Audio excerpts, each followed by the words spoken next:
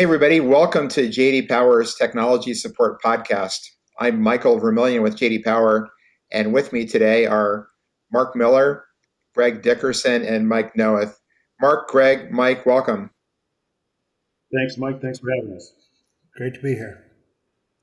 So today we're continuing the conversation around JD Power's maturity model for technical support organizations. And again, the way we have this laid out is the stages of maturity ranging from crawl, which is no process, no planning, all the way to run, which is best practices. And then we have broken this down into four swim lanes or buckets. The one we're going to focus on today is the technology area. So, Mike and Greg, why don't we start here? What are the different elements of technology when it comes to technical support organizations and how we think about their maturity? Absolutely. I think probably the best way to look at this is that every technical support organization has metrics. And the fact of the matter is that some of the organizations measure too many things. And the actuality is that just because you can measure doesn't mean you should. The strongest organization have a robust but yet a meaningful set of metrics, which is, if you want to look at it in the proper frame, it's the metrics that the customers are going to care about. How quickly did you respond to my need? How quickly did you solve my problem? Things of that nature. And these things should also be set up so that, as far as the organization is concerned, it's available to them in real time. They need to know what's going on, in the moment, not what happened yesterday or, last week. And these are things that, from that perspective, keeping that customer perspective in mind, should be constantly reviewed and modified so they maintain the relevance to the customer and to the organization. That you're not measuring something just because you've always done that, but in your current environment, it really isn't meaningful to you. And the people behind it, you have a BI team in place that's, processes, absolute tons of data. Do they really understand what they're doing, or do they have a feel for what those numbers mean? Or are they simply crunching the numbers? Having an organization that looks at things from a smart metrics perspective and that has action plans to address gaps and not only address the gaps, but provide measurable and meaningful results between what was targeted and what actually occurred. And the reason we start talking about metrics here in this technology section is because you think about all of the technology that is available in the organization. We've got the case management technology and the survey technology and the escalation technology. And as Greg points out, all of this lends itself to information that can be drawn so that we can understand the health of the business.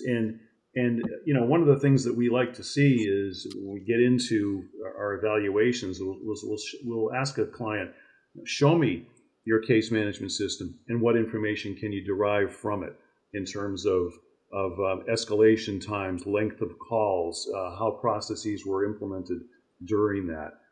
When you're done with the case and there's a survey and that technology cranks out a transactional survey, brings back some results, how is that all put together, as Greg mentions, from the team that's responsible to not only be able to report the score, but tell you why you got the score you got, and maybe even to recommend what you should do about it. So from the standpoint of all the technology available, if you want to understand your case volumes from chat, for example, your web self-service uptake from the articles that you put out there, it's all based on having the right technology in place so you can understand your business. Mike, one of the terms that we use in the framework is the word integration when it comes to technology. So what do we mean by that? when we're looking at channel integration, limited integration, and omni-channel integration when it comes to Yeah, best practice. Yeah. yeah. I mean, we often hear the term omni-channel used, but then when it's described, it really means multi-channel. So here's the difference: is a multi-channel, it means just that you can call me, you can email me, you can come through my website, my web portal, you can chat with me, you can go to communities, you can use the knowledge base. But omni-channel is when those channels connect with one another, and again, that's through technology. So the example I often like to give is if we're chatting, because that's just a case that appears we could resolve it via live chat. And I'm chatting with the engineer. And of course, chat has a strategy around it. It's not intended to go all day. These are things that should be solved in 10 or 15 minutes.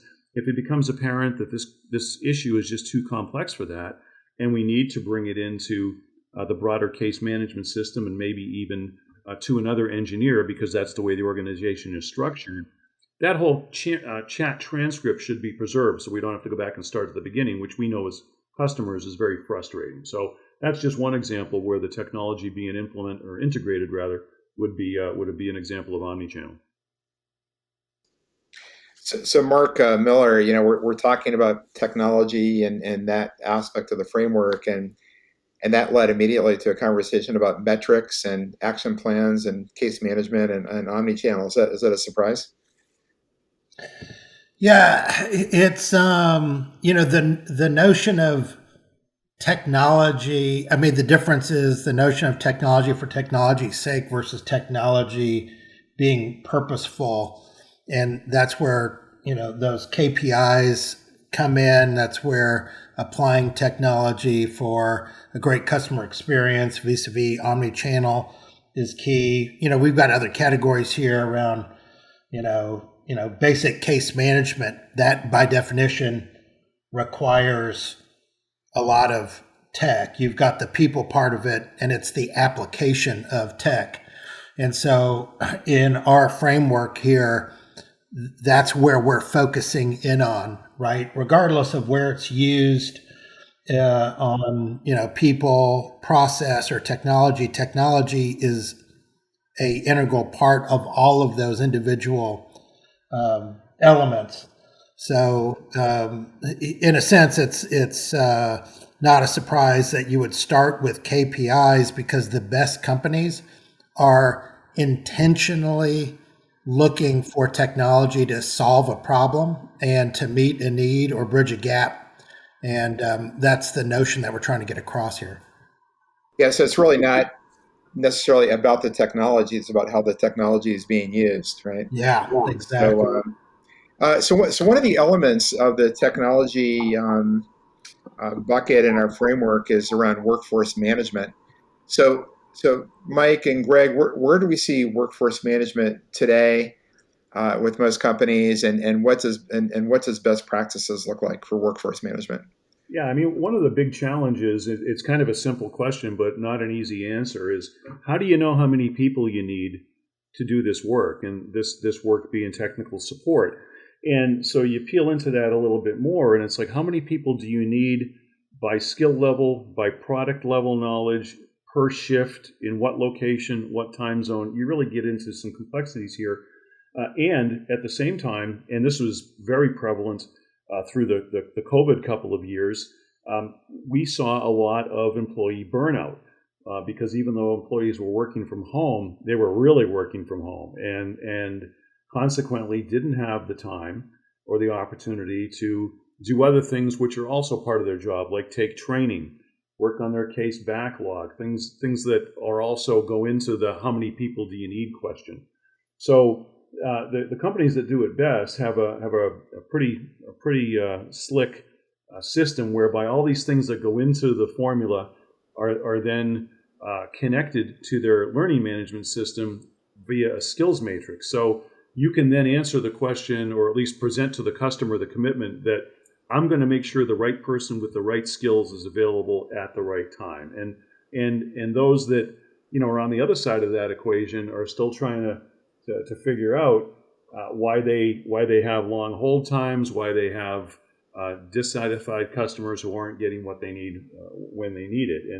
And the other thing I'll say about this is that understanding what skills you need today is necessary but not sufficient. We also like to see companies looking a year and 2 and even 3 years out. What kind of skills are they going to need tomorrow? What's their workforce going to look like tomorrow?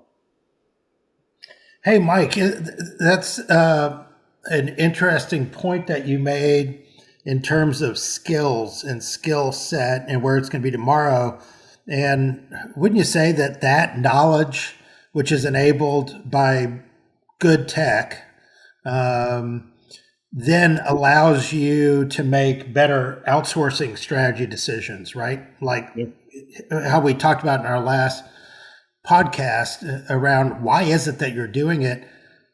So much of that can be discovered in terms of tangible, real reasons with good ROI, as enabled by great tech, allowing to make good decisions within the workforce management framework, right?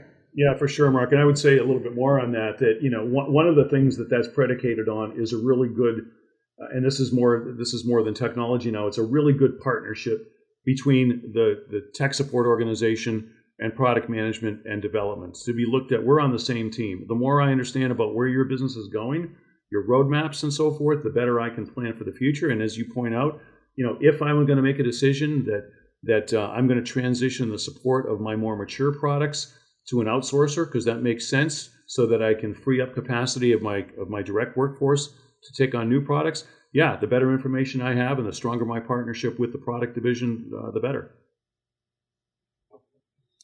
Yeah, that's awesome. And I love it how, linked to the LMS system, this gets back to our premise here that you do need good tech, but it's all in service of results, right? I mean, it's just not tech for tech's sake. I mean, I remember back in the day, especially in 2011, when natural language started coming on. This is more on the consumer side, but it's a good illustrative example about how people were getting on the bandwagon and trying to take advantage of very nascent tech to increase containment rate to absolutely horrific results. And just being thoughtful about how you apply tech, not for the sake of trying to keep up with the Joneses, but it's what can we use and in what quantities and where, understanding a limited budget, that will actually yield the best results. And that's why it's so important that KPI question and understanding what levers need to be moved is important when considering tech, right? So just to wrap up today's topic, I just want to hit on one more element in the framework for technology, and that is around disaster recovery and business continuity. So, Mike, Greg, how should technical support organizations be thinking about disaster recovery and business continuity? What do best practices look like, and where do we see most companies today?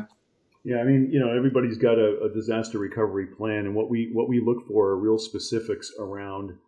Of course, this is all about even when everyone was in the office, it was transition in the business due to an unforeseen activity or an unforeseen disaster from, say, one support center to another. Now that everybody is distributed and will be probably for quite some time to come, it's even more important.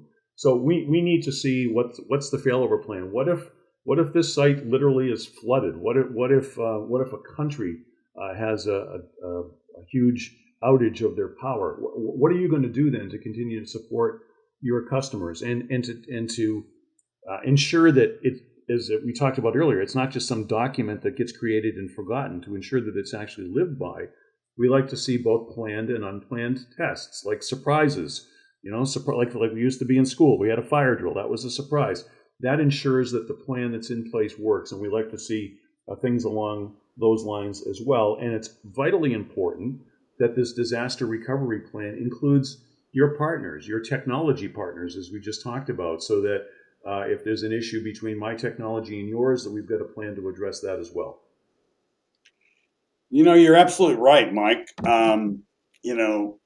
An organization has to be prepared I mean, the adverse conditions can come in so many forms today, and having proven plans, as you mentioned, testing, unannounced testing, making sure that every aspect of their systems are working and working correctly.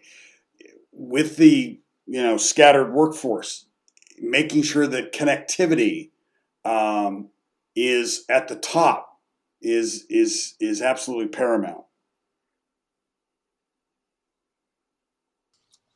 Well, Greg, Mike, that's going to wrap it up for today.